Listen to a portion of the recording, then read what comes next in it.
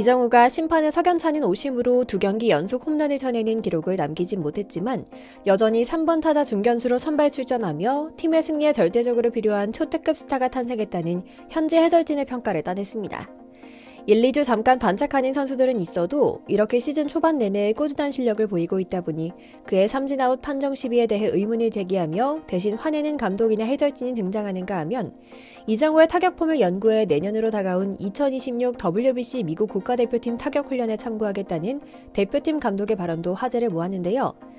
오늘은 오심을 저지른 상황과 해당 주심의 오심 일대기 이모저모를 전해드리려고 합니다.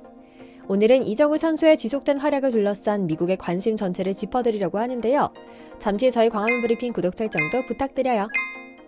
이정우 선수가 시즌 초반부터 기지개를 켜더니 이젠 미국에서 엄청난 존재감을 드러내고 있는데요. 이제 슬슬 뭔가 명확히 설명하긴 어렵지만 뭔가 좀 이상한 기분이 들 정도 수준의 차별이 느껴지기 시작하는 것 같습니다. 전형적인 동양인에 대한 편견과 불이익이 관찰되고 있는데요. 심판 판정도 뭔가 이상했던 상황이 뭔가 이상합니다. 그런데 놀라운 점은 메이저리그에서 뛰고 있는 현직 감독, 동료나 중계진 등 전문가들은 입을 모아 오히려 이정우 선수를 대변하고 있다는 겁니다. 석연찮은 판정에 대해 그 누구보다 목소리를 높여 이의를 제기하고 있으니 말입니다. 심지어는 사실 그들과 전혀 상관없는 이야기인데도 불구하고 이정우가 2년 지나고 옵트아웃되어 뉴욕 양키스 같은 팀으로 이적하기 전에 빨리 샌프란에서 더 큰 재계약을 제시해야만 한다며 제값받고 뛰어야 한다며 가이드라인을 제시해주고 있을 정도죠. 2경기 연속으로 홈런을 쳐내며 위닝 시리즈를 잡아갈 것이라는 기대는 아주 잠깐 접어둬야 할 것 같습니다. 황당한 볼 판정이 겹치며 삼진으로 돌아서고 말았거든요. 여러분도 너무 잘 아시는 것처럼 이정우 선수는 최근 들어 절정의 타격감을 선보이며 땅볼만 쳐대는 선수라는 꼬리표를 깨끗하게 지우고 있었습니다. 3월부터 꾸준히 오르는 타격 성적을 바탕으로 팀의 붙박이 3번 타자 중견수로 팀의 핵심 주전 자리를 꿰찬 이정우는 2루 장타율과 OPS, 타율 등 거의 전 공격력 지표 부문에서 리그 1위를 다투는 등 맹활약하고 있었거든요. 특히 4월 초 신시내치전부터 직전 뉴욕 시리즈까지 연속으로 장타를 날린 것은 물론이고 뉴욕전 3경기만 두고 보면 타율도 6할을 가깝고 OPS도 2를 훌쩍 넘을 정도로 자신의 특장점이었던 눈야구와 장타, 출루 능력을 한껏 뽐내는데요. 감각적인 배트 컨트롤을 무기로 한 안타 생산 능력도 좋았고 무엇보다 끈질긴 승부로 상대 투수들을 괴롭히며 볼넷까지 고르는 등 다양한 방법으로 출루하며 팀 타선에 공헌했죠. 억가들은 잠깐뿐인 초심자의 행운이다 라고 흉보긴 하지만 메이저리그에서 이런 기록은 정말 흔치 않은 대기록이기도 합니다. 당장 샌프란시스코 구단 역사에 벌써부터 이름 차자를 박을 정도로 뉴욕에서는 초특급 활약을 펼쳤고 말이죠. 물론 조금 아쉽긴 합니다. 필라델피아전에서도 꽝꽝 홈런을 날려줬으면 아주 완벽했을 것이니까요.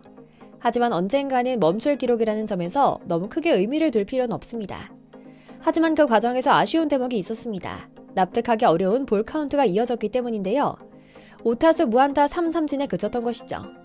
이정우 선수가 한 경기에 삼진 3개를 당한 것은 메이저리그 진출 이후 처음이었기 때문에 뭔가 묘하게 분했던 건데요.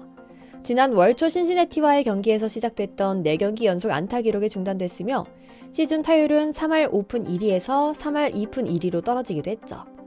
인정할 건 하겠습니다. 이날 필라델피아 선발로 나섰던 워커의 구위가 좋았거든요.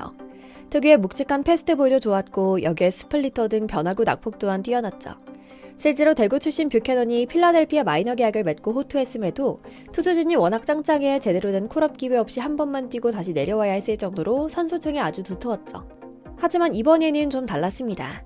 5회 3번째 타석에선 2번째 삼진을 당했는데요. 그 내용이 아주 지저분합니다. 초구가 스트라이크 존을 완전히 벗어났는데도 조심히 스트라이크를 콜한 겁니다. 물론 우리 이정우 선수는 숨을 고르며 침착하게 기다립니다. 그렇게 2구와 3구, 4구를 침착하게 골라내더니 결국 5구째 한가운데 들어온 스트라이크를 지켜보고 이거다 싶은 생각에 6구 스트라이크 존 아래로 떨어진 87.1마일 스플리터에 방망이를 휘두르는데요. 안타깝게도 헛스윙 삼진으로 물러나고 말았죠. 하지만 이게 끝이 아니었습니다. 7회 4번째 타석에선 바뀐 투수인 자완 테너 뱅크를 상대했는데요. 볼 카운트 스트라이크 하나에 볼 2개까지 몰린 상황에서 유인구를 골라내고 스트라이크 존에 들어온 공은 커트해내면서 승부를 풀카운트까지 몰고 가는 기염을 토했는데요. 정확한 타이밍은 아니었지만 그래도 끈질기게 버티며 테너 뱅크의 슈트를 유도하고 있었죠. 보고 있는 내내 손에 땀이 쥐어졌는데요. 필라델피아 중계진 또한 극찬의 연속이었습니다. 이정우처럼 붙박이 3번 타자라면 저렇게 배틀을 할 수 있는 선수여야 한다. 역시 이정우다. 내내 침착하던 뱅크가 조금씩 흔들리기 시작했다라며 기대감을 증폭시켰죠. 그런데 웬걸 7구가 이상하게 카운트됐습니다. 투볼 투스트라이크에서 뱅크의 스플리터가 이정우의 몸쪽 가까이 떨어졌는데요. 너무 감정적으로 이정우 편을 든 게 아닐까 싶어 방송사와 메이저리그 공식 홈페이지에서 제공하는 이 그래픽 자료를 더블 체크, 트리플 체크해도 모두 좀 바깥에 떨어진 공이었습니다. 그런데 란다조 주심의 손이 너무 단호하게 올라갔습니다. 그리고 결국 스트라이크 존 아래에 꽂힌 8회 91.8마일 패스트볼에 헛스윙 3진으로 아웃되고 말았던 겁니다. 주심의 볼 스트라이크 판정이 일관성이 없으니 확실히 감을 잡지 못하고 벗어나고 말았고요. 그리고 마지막 순간 중계진은 아 하며 탄식을 내뱉었습니다. 명백하게 스트라이크가 아닌데 오심이 나왔기 때문이었죠. 이정우도 타석에 있는 내내 일관성 없는 스트라이크 콜에 고개를 갸우뚱하기도 했는데요. 젠틀하기로 유명한 이정우가 한 번씩 흘끗대자 코치진들도 웅성거리며 더그아웃에 나오기 시작할 정도였죠. 물론 주심은 나몰라라로 일관하며 쳐다보지도 않았습니다.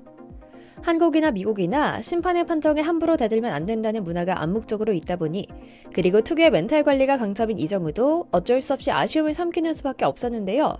괜히 말싸움이 이어지면 퇴장 가능성도 높았기에 어쩔 수 없었죠.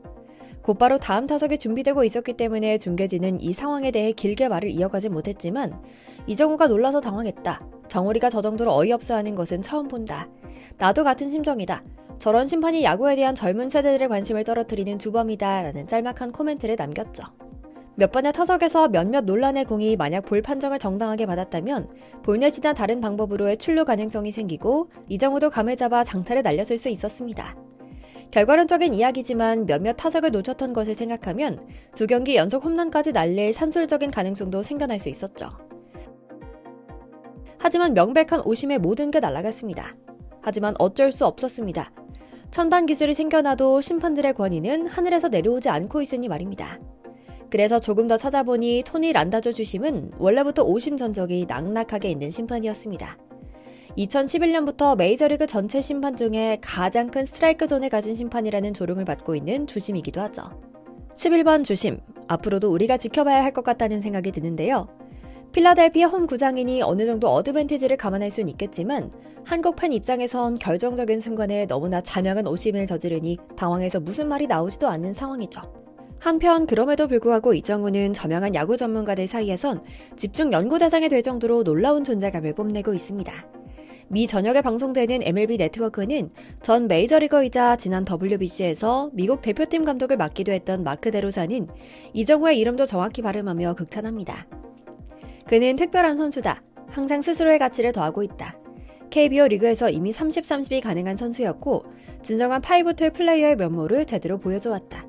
그런데 나는 아직도 그가 메이저리그 각종 지표 순위에 에런 저지와 나란히 있는 게 한두 건이 아니라는 걸 믿지 못할 정도인데 그는 올해 공격에서 변화가 있었다라고 운을 띄운 데로사는 이어 작년부터 올 시즌까지 메이저 2시즌에서 그의 타격폼을 직접 시범으로 보이며 집중 분석합니다. 이정우는 작년 타격하는 손이 얼굴 근처였다. 작년엔 어깨에 방망이를 얹었지만 손 위치는 비슷했다. 그런데 올해엔 시작점을 좀 더 아래로 내렸다. 몸의 중심 변화도 작년보다 더 적극적으로 하고 있다. 꾸준히 타격 조정을 거친 셈인데 그래서인지 올해는 시속 100마일 이상의 강속구를 상대로도 놓치지 않고 쳐내고 있다. 특히 볼이 분명한 공도 어떻게든 안타로 만들어내는 컨택 능력은 세계 최고 수준이다. 향후 미국 대표팀 선수들에게도 적용해 훈련시킬 생각이다 라고 말이죠. 야구 시즌은 깁니다. 이정우 선수가 지금처럼만 꾸준하다면 이런 오심 따위는 가뿐히 넘어서서 자기들도 어쩔 수 없는 상황이 올 겁니다. 그날에 올 것을 그리며 오늘 영상 마치겠습니다. 저희 광화문 브리핑 구독, 좋아요도 부탁드리고요. 시청해주셔서 감사합니다.